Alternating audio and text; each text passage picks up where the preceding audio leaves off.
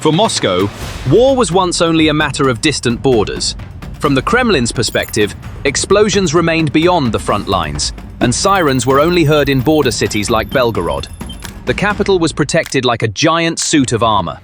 War was described on screens, in bulletins, with censored words. But the events of October 21st to 22nd, 2025, shattered this illusion. Russia suffered its most intense missile attack since the start of the war. Millions of people saw that day that the war was not just a special operation watched on television. It was an apocalypse entering their homes. Sirens were now sounding not only in border cities, but also in Moscow and its surrounding suburbs. This was not just the buzz of a drone, it was the terrifying sound of Storm Shadow and new generation Peklo missiles. At the same time, the massive chemical plant in Bryansk and the strategic mechanical facility in Saransk, which supplied the Russian army with ammunition, gunpowder and rocket fuel, were blown up. Simultaneously, transformer stations in the Smolensk and Bryansk regions, which supplied energy to the Russian army, were also hit. A refinery in Makhachkala, 1,200 kilometers away, which supplied fuel to the Caspian Sea naval base, was also hit in the same wave of attacks. These cities survived thanks to the massive industrial complexes left over from the Soviet era. They were the sole source of livelihood for tens of thousands of Russians living. Now, the people who fueled Putin's war machine have been left jobless and without a future overnight. This is not just a few warehouses burning down or a billion-dollar facility reduced to rubble. This is a much deeper and irreversible collapse. It is the shattering of Vladimir Putin's tacit social contract with the Russian people, in the smoke-filled skies of Bryansk and the silent factories of Saransk. This contract was simple.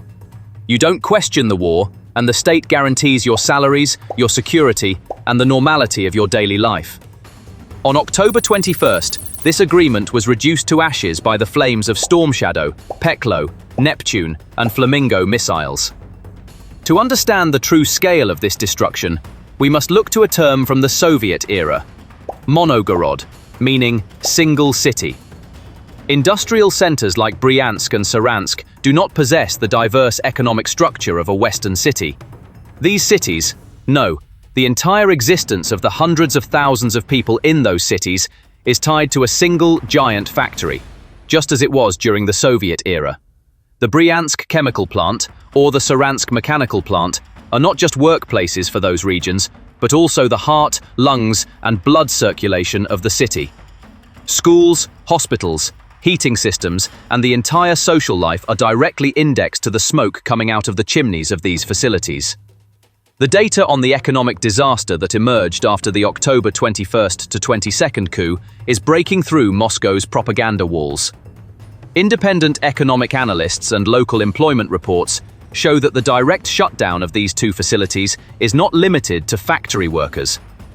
According to initial estimates, the livelihoods of 70,000 to 85,000 people, including smaller workshops providing ancillary services to these factories, logistics companies, maintenance services, and even local merchants where those workers spent their money, have vanished in an instant. This is not an economic downturn. This is a regional economic paralysis. This is tens of thousands of people left jobless, hungry, and without a future overnight. These people are not liberal activists protesting in Moscow. On the contrary, this crowd is Putin's core constituency, the one he thought was unshakable.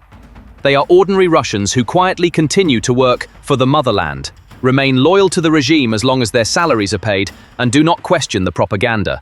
Now that contract has been torn up. Data leaked from local Telegram channels, OSINT, and VKontakte groups reveals the true scale of public reaction, showing a wave of panic, anger, and a sense of betrayal. Images and messages document complete panic and helplessness. Contrary to Governor Bogomaz's lie that there was no damage, a worker's post saying, "Our factory is gone," is coupled with another of helplessness. "We have no money now. Who will feed us? How will we get through the winter?" This is not a political uprising. It is something far more dangerous.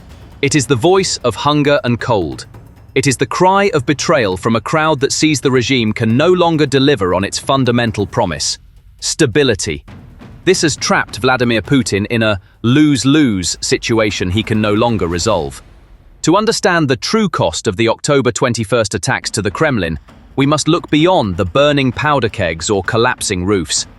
The real cost is measured not in billions of rubles, but in shattered social stability and the lost future of tens of thousands of loyal Russian citizens plunged into destitution overnight.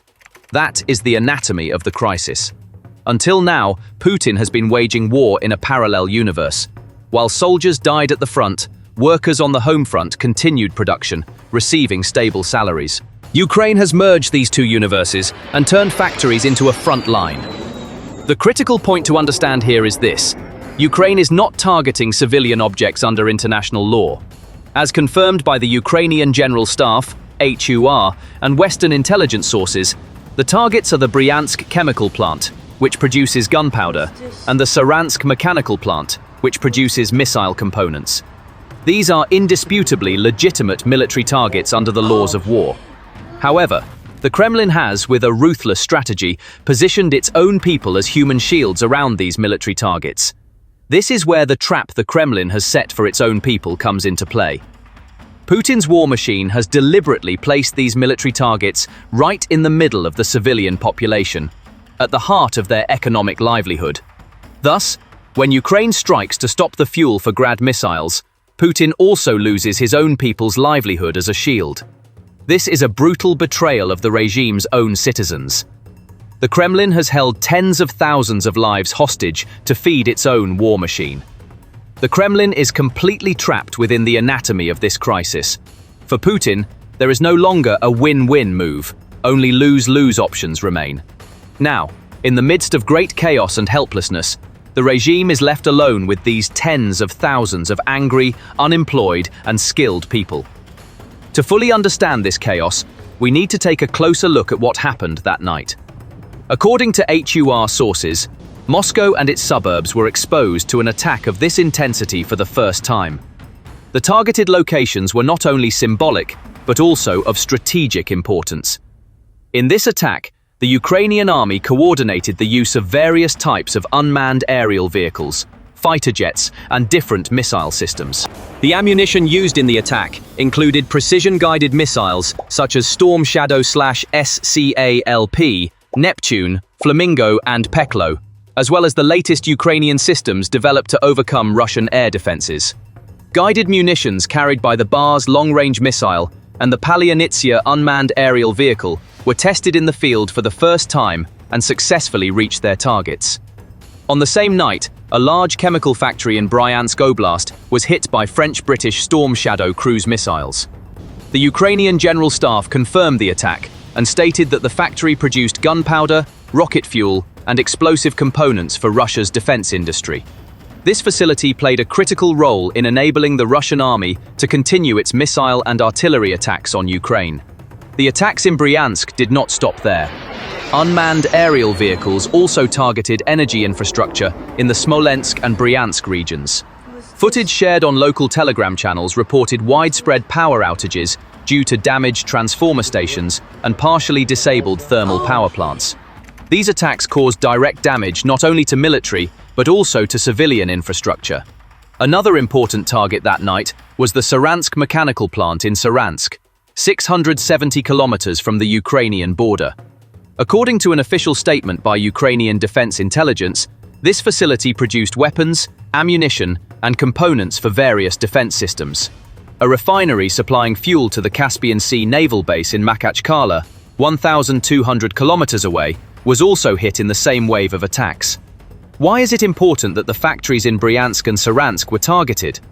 The Bryansk chemical plant was one of the main sources of gunpowder, explosives, and solid rocket fuel for the Russian army. In particular, the fuel for multiple rocket launcher systems such as Grad and Smerch, as well as the propellant for artillery shells, was produced here. The destruction of this factory with precision missiles such as Storm Shadow means not only the shutdown of a production line, but also the cutting off of the lifeline for Russian artillery and rocket systems at the front. The Saransk mechanical plant, meanwhile, produced critical military components for missiles, drones, or other precision weapon systems, and likely specialized ammunition parts. In 2020, the facility was temporarily shut down due to safety violations related to the use of explosive materials. Since then, production has ramped up again under Rostech's supervision to feed Moscow's war machine. But Ukraine struck again. Hitting this factory showed that Russia cannot produce even in what it considers its most secure depths. The Dagnotech refinery is no ordinary energy facility. It is the fuel heart of the Caspian Fleet. Located on the coast of Dagestan, this refinery processes approximately 1 million tons of petroleum products annually, fueling not only warships, but all military activity in southern Russia. The fuel produced here flows through the veins of warships patrolling the Caspian Sea, military convoys, radar and missile systems, and even logistics bases stretching along the coast. All military presence in the region depends on this refinery's production. And that is precisely why targeting Dagnotech is a major nightmare for Moscow. If even a fraction of the refinery's production capacity is disrupted, Russia would immediately have to transport marine fuel hundreds of kilometers from other refineries. But this solution is neither cheap nor safe, because most of those routes are now targets for Ukrainian drone attacks. This means that when Dagnotech falls silent, not only the pipelines but also the warships will be silenced. Thus, Putin's social contract with the Russian people was torn up before the eyes of millions, simultaneously in Moscow's luxury suburbs and in the heart of industrial cities like Bryansk. For years, for Moscow's elite and ordinary Muscovites, the war was a special operation taking place in Ukraine's distant regions, watched on television. The capital was under a dome of invulnerability. Kremlin propaganda pumped up the myth that Moscow was protected by the world's most advanced air defense systems, an impregnable fortress. On the night of October 21st, this illusion of a fortress completely collapsed. When the sirens sounded and the sky lit up with air defense explosions, Muscovites faced the reality that their capital was under direct missile attack for the first time since World War II. Metro stations became shelters. The elite living in luxury complexes saw that Putin's calm power propaganda was a lie, and that the war had come to their homes, their comfort zones. This was the moment the regime's role as a provider of security ended. Ukraine had been conducting months of intelligence gathering and target identification to create this panic. Before the real deadly blows were struck, it was necessary to blind, deafen and paralyze the entire air defense network in the European part of Russia. They achieved this by using hundreds of UAVs in swarms. Many of these UAVs were decoys. Some were explosive-laden kamikaze drones. This swarm spread across a vast area of hundreds of square kilometers, not just targeting a single location, but stretching from Bryansk to the Moscow suburbs and on to Dagestan. Russian air defense operators were confronted with hundreds of low-cost targets suddenly appearing on their radars. They couldn't distinguish which targets were real threats and which were $500 decoys. They were forced to fire expensive Pantsir missiles to stop these cheap UAVs. Thus, Russian air defense was saturated. While air defense was occupied with the UAVs, high-precision cruise missiles entered through those blind corridors. These British/French-made stealth missiles struck the Bryansk chemical plant. These missiles are fire-and-forget cruise missiles. They fly low, are undetectable by radar, and identify their target using an infrared imaging system as they approach. This means they are not affected by GPS jamming. While Russian Pantsir systems searched the skies for UAVs, the Storm Shadows flew at tree level, shattering the Bryansk chemical plant's most protected Soviet-built underground bunkers and its most critical production lines. This was a blow to the heart of Russian logistics. What made the attack so devastating was not just Western missiles. Russian military bloggers reported that new, long-range Ukrainian-made cruise missiles, such as Peklo, Flamingo, and Bars, were heading toward Moscow. These new missiles are the land attack versions of Ukraine's famous Neptune missile, which sank the Moskva cruiser. The coordinated use of these missiles with drone swarms and storm shadows created a complex, multi-layered threat that Russian air defenses could not handle. This is a technological checkmate. Moreover, the strike on Saransk, 670 kilometers deep, has completely undermined Russia's strategic depth doctrine. There is no longer any safe place. Every factory and every military facility west of the Ural Mountains is a legitimate target. This three-layered attack proved that Russia's S-400 dome has been completely penetrated. Ukraine now has the capacity to strike any point Russia desires. including its most valuable military-industrial facilities. However, this final blow did not happen overnight. It was the final and most deadly phase of a patient and ruthless campaign conducted by Ukrainian intelligence for months to systematically strangle the Russian military-industrial complex. Ukraine first struck logistics at the front, then fuel logistics. Now it is destroying the factories where weapons and ammunition are produced. The Bryansk chemical plant and the Saransk mechanical plant were struck, dealing a major blow to Russian inventory. While the massive chemical factory in Bryansk was being reduced to ashes by Storm Shadow missiles, Regional Governor Alexander Bogomaz made a ridiculous statement on his official Telegram channel. "We shot down 6 UAVs, no damage, everything is under control." But this time, the lie didn't work, because at the same time, videos taken by Bryansk residents themselves showed the factory transformed into a massive fireball visible for miles, lighting up the sky like hell. Worse still, the Ukrainian General Staff officially stated, "We struck it with a Storm Shadow cruise missile, not a drone." Propaganda could no longer hide the truth. The state has been exposed as incompetent and deceitful in the eyes of its own citizens. This has trapped Vladimir Putin in a no-win situation he can no longer resolve. The anatomy of the crisis is as follows. Until now, Putin had been waging war in a parallel universe. While soldiers were dying on the front lines, workers on the home front were continuing production with stable salaries. On October 21st, Ukraine merged these two universes. It also turned factories into a front line. Putin can no longer feed both his war machine and his people at the same time. The rocket fuel production line in Bryansk requires high-precision, specially alloyed reactors, complex chemical synthesis units, and control systems obtained from the West through embargoes. If a mechanical factory in Saransk produces gyroscopes or special alloy warheads for missiles, this requires CNC machines worth millions of dollars that operate with an accuracy of 1/10,000th of a centimeter. When bunker buster missiles like Storm Shadow hit these facilities, they don't just pierce the roof, they shatter the irreplaceable equipment meters below ground. Moreover, these facilities were part of state-owned companies like Rostec. This represents a loss of billions of dollars. So, can Putin rebuild these facilities? Building such a precision production line from scratch would take years, even under wartime conditions. All the high-tech machinery these facilities require is sourced from the West, Japan, or South Korea. Russia currently has no access to these, and it doesn't seem likely to gain it anytime soon. The low-quality copies provided by China can never provide the same precision or production volume. Even if Putin started rebuilding this factory, there is no guarantee that Ukraine would not strike it again. The result? This is an industrial disaster. Russia has permanently lost this critical production capacity for the remainder of the war. How did Putin respond to this unsolvable equation? Unable to find a logical solution, he resorted to desperate retaliation. However, this response was not an equal countermeasure against Ukraine's military-industrial facilities.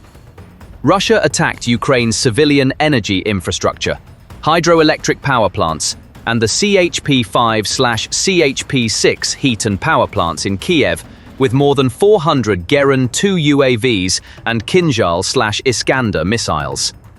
The events of October 21st to 22nd, 2025 marked the moment when Russia fell into a strategic stalemate. This is because it represents a reversal of the social contract. Unable to deliver the stability he promised his own people, Putin is attempting to create a kind of equivalence by destroying the stability of the Ukrainian people. This is not a superpower move. It is the final, ruthless, and desperate cry of revenge for a lost war. The second checkmate move is the irreversibility of industrial catastrophe. Putin's strike on a power plant in Ukraine on October 22nd does not magically bring back the gunpowder factory in Bryansk. It does not pay the lost wages of the workers in Saransk. But the final checkmate comes from the total collapse of the home front. The attacks of October 21st to 22nd have simultaneously destroyed the three pillars of Russian society. The elites, seeing that the capital is not untouchable, now understand that Putin cannot protect them. This means the evaporation of tacit support for the regime and the beginning of the search for an exit route. The core supporters in Bryansk and Saransk have seen that the regime has sacrificed them. Their factories have not been protected. Their jobs are gone. Putin's social contract is now invalid. This creates the socio-economic groundwork for chaos and potential insurrection. Governor Bogomarz's "no damage" lie, combined with Russian war correspondents' own panic that missiles are coming to Moscow, has shattered the state's control over the narrative. October 21st, 2025 is the date Russia's superpower illusion completely collapsed. Ukraine's technological prowess crippled Russia's industrial heartland and perforated its air defenses. The war entered Moscow's luxurious suburbs, causing panic and triggering the final internal collapse by leaving tens of thousands of loyal Russian citizens unemployed overnight, from Bryansk to Saransk. The Kremlin can no longer protect its capital, its factories, or the loyalty of its people. This is not the beginning of the final collapse. It is the collapse itself. If what we shared in this video gave you a different perspective, please don't forget to hit the like button. Share your thoughts with us in the comments below. Your thoughts are the most powerful part of this platform. And most importantly, don't forget to subscribe and turn on notifications. Because this war is not only a war on the front lines, but also a war for the truth. See you in the next video.